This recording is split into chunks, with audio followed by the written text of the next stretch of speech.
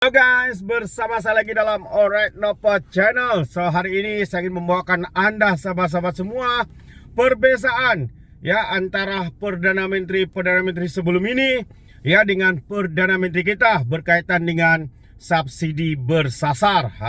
Jadi mari kita lihat ya kenyataan media ini yang menarik ya, saya kongsikan bersama dengan Anda, menyatakan bahwa Perdana Menteri 6, ke-7, ke-8, ke-9 dan ke-10 yang sekarang ini apa persamaan mereka? Jadi kesemua mereka bercakap tentang subsidi bersasar. Tapi seperti Perdana Menteri yang ke-9 Ismail Sabri sebut dalam parlimen, dari segi bersubsidi bersasar saya telah pun sebutkan tadi, katanya. Ini kenyataan daripada Ismail Sabri. Jadi bermula daripada beberapa kerajaan, tapi sampai sekarang masih belum boleh dilaksanakan. Ini pengakuan daripada Ismail Sabri ya, yang mana Perdana Menteri sebelumnya dia belum pernah membuat ya untuk melaksanakan subsidi bersasar. Kerajaan hari ini juga pun telah merangka subsidi bersasar, tapi mekanismenya supaya tidak ada yang tercicir dan tidak ada yang tertinggal. Satu saja yang berbeza di antara mereka yang berlima, hanya PMX saja yang tetap kekal dengan keputusan untuk laksanakan subsidi bersasar. Tiada U-turn katanya. Jadi sebab beliau tahu unjuran yang diberi dari data-data penjawat awam. Kalau tak buat sekarang, masa depan anak cucu kita akan lebih rumit dengan bebanan hutang yang ditinggalkan. Nak buat keputusan besar macam ini bukannya mudah, perlukan tekad politik, political will yang tinggi. Dan Om Putih kata big balls. Om Putih kata big balls. Dan sebab kesan amarah rakyat itu satu kemungkinan yang tak dapat dielak. Dan tiada mana-mana politikus yang boleh kata mereka menolak subsidi bersasar, termasuklah PAS, walaupun mereka tak pernah jadi Perdana Menteri. Ini kerana katanya mereka pernah menjadi anggota kabinet di zaman kerajaan PAS dan Perikatan Nasional, ya, Perdana Menteri ke-8 dan juga 9. Keputusan kabinet adalah keputusan kolektif dan bersama. Jadi jangan nak tai chi pelepas diri katanya. Kita akhirnya kena terima zaman subsidi pukal telah berakhir. Lagi cepat kita terima hakikat ini, lebih cepat kita sesuaikan diri. Negara seperti Thailand dan Indonesia ya, yang berpendapatan rakyat lebih rendah dari kita pun tiada subsidi bahan api. Pendekatan yang diambil Malaysia dengan bantuan tunai bulanan subsidi diesel itu insya-Allah akan membantu. Pengangkutan perniagaan yang menggunakan diesel masih terus mendapat subsidi. Banyak pelaburan yang sedang dibawa masuk. Dasar-dasar baru berkaitan gaji dan artificial intelligence, peralihan tenaga KL sebagai top 20 hub startup dunia dan dibantu dengan kadar inflasi yang stabil.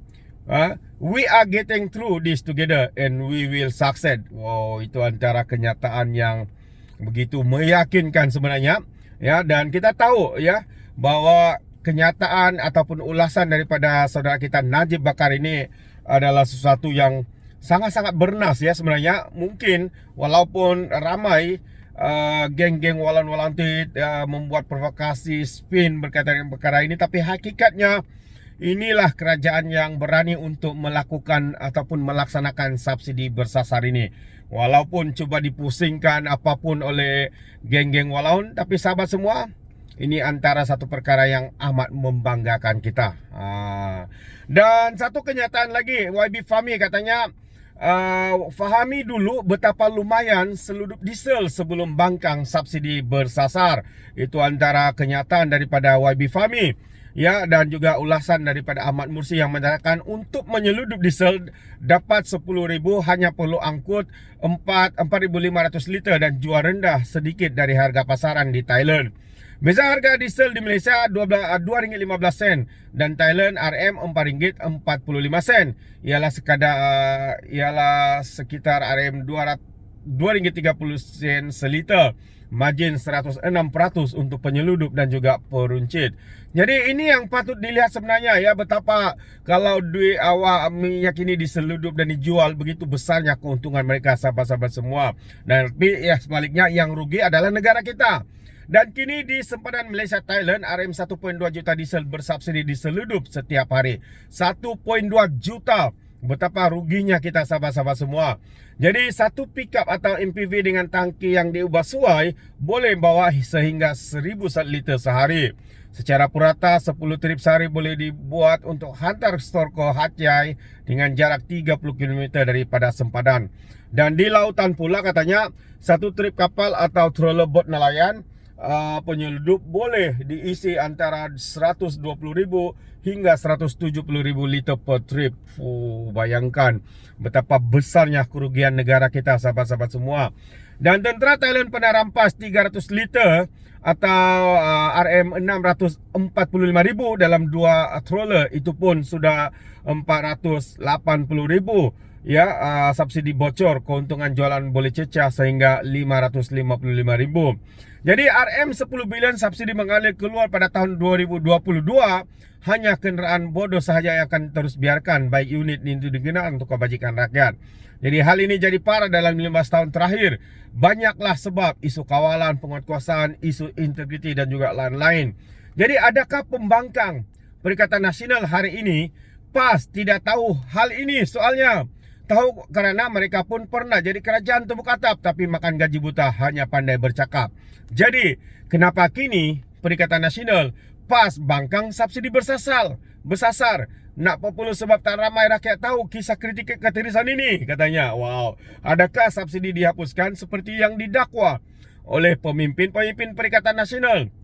Satu dan juga PAS sahabat-sahabat semua. Ya jelas kenyataan mereka tu mengelirukan rakyat, menghasut rakyat. Sedangkan hakikatnya apa yang sedang dilakukan oleh kerajaan ini adalah terbaik dan menjurus untuk membantu kepada yang disasarkan, kepada golongan M40, B40 dan juga miskin tegar yang ada di dalam negara kita. Dan bukannya ya orang-orang kaya T20 yang gajinya 15.000, puluhan ribu, ratusan ribu sebulan sahabat semua. Namun seakan-akan kita lihat hari ini mereka sepertinya memberi ataupun menjadi wakil suara kepada T20 orang-orang kaya ini sahabat-sahabat semua. Amat mengejutkan. Jadi adakah subsidi dihapuskan seperti dakwa? Tidak.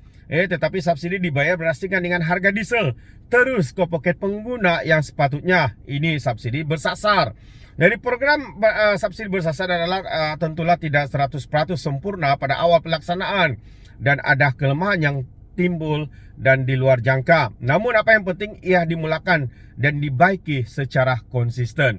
Wow, itu antara satu kenyataannya daripada Ahmad Mursi ini, satu penjelasan yang baik sekali sahabat-sahabat semua, menerangkan betapa simple sebenarnya, mudah untuk dipahami, tapi yang menjadikannya complicated adalah pembangkang pemimpin-pemimpin daripada PAS yang seakan-akan kita lihat membangkang dengan subsidi bersasar ini.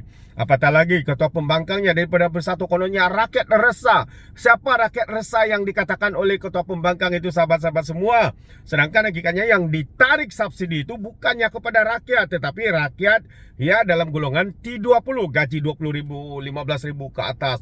Warga asing dan sebagainya. Jadi adakah mereka yang dikatakan oleh ketua pembangkang itu yang resah kerana tidak mendapat subsidi lagi, subsidi diesel ini?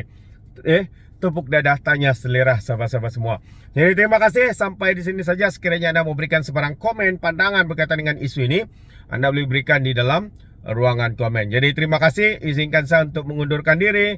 Dan seperti biasa, peribahasa mengatakan tanpa pengkangkap 2 ton keinginan. Dalam bahasa Melayunya, tepuk dadah tanya selera. Sekian saya daripada Alright Nampak Channel. Saya kita berjumpa lagi. Bye bye.